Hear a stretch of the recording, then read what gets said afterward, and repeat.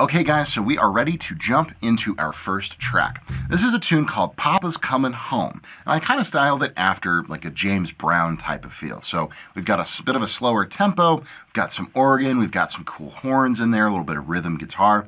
And what we want to focus on in this one is just kind of, the 16th note finger style stuff that we were talking about in the first section.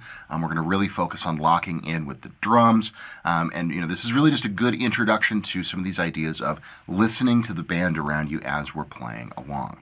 So I'm going to run through the tune on my own. You guys can watch, follow along with the notation that we've provided for the bass line, and then once we've run through the track, we'll talk about it in a little bit more detail. Here we go. 1, 2, 3.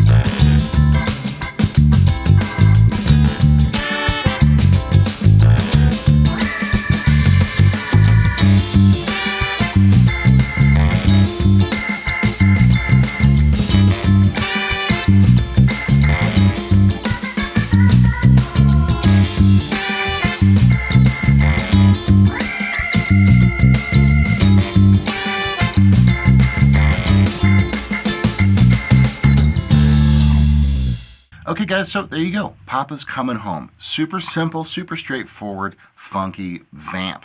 Now, when you say vamp, that's basically just a term that we use for a tune where we just have kind of one chord that goes for some time. Technically, this song would be considered a 2-chord vamp because we have our A section, which is 8 bars, just kind of hanging out in a D dominant kind of a sound over a D dominant chord.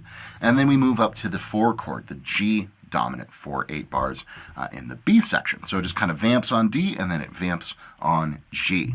It's a pretty simple tune, although I can imagine if you guys are looking at the notation for the first time, you might go, oh, this looks a little bit scary. There's a bunch of rests in there. There's these 16th notes.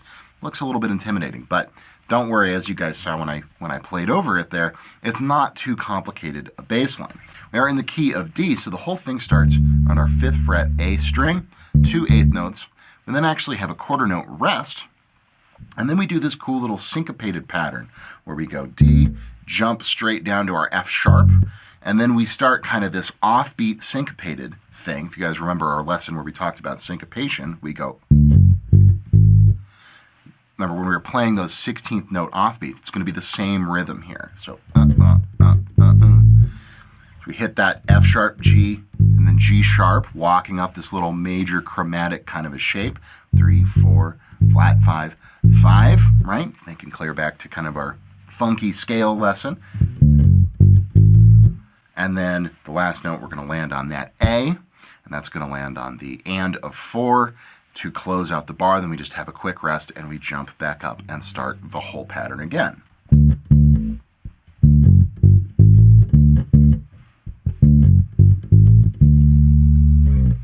And that's really all there is to this bass line. Once we get to that B section, when we go up to the key of G, we're just going to move that same exact shape over a string.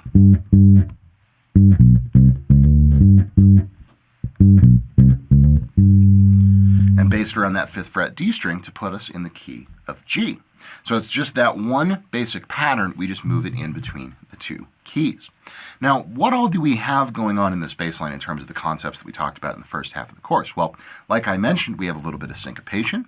It is a finger-style bass line, so we're doing kind of that finger-style 8th note or 16th note funk picking that we were talking about in the first section. We've got a little bit of that going on. And you can also, if you guys want to spice up this line a little bit, you can experiment with throwing in a couple of ghost notes.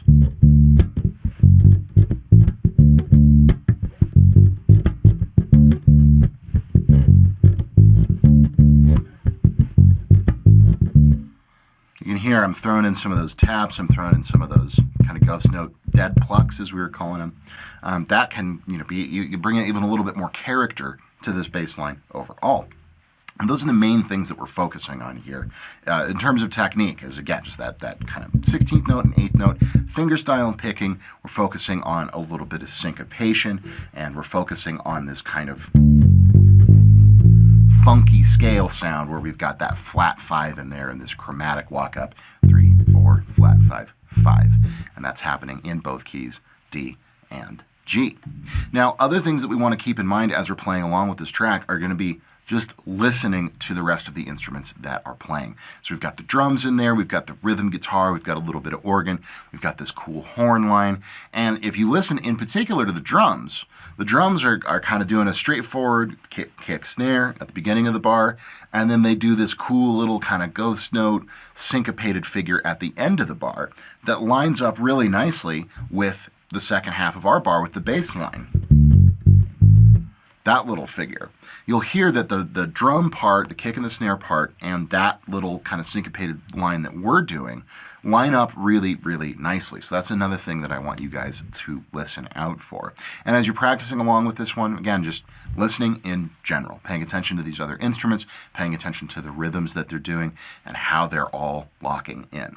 You've got the rhythm guitar that you're going to want to focus on. You've got the drums that you're going to want to focus on. And then the organ and the horns are kind of doing a counterpoint rhythm to all of that with some little lead and melody ideas. So that all gets back into when we were talking about groove and feel and locking in, all that kind of stuff. It's a great opportunity for you guys to start practicing listening and paying attention to that kind of stuff.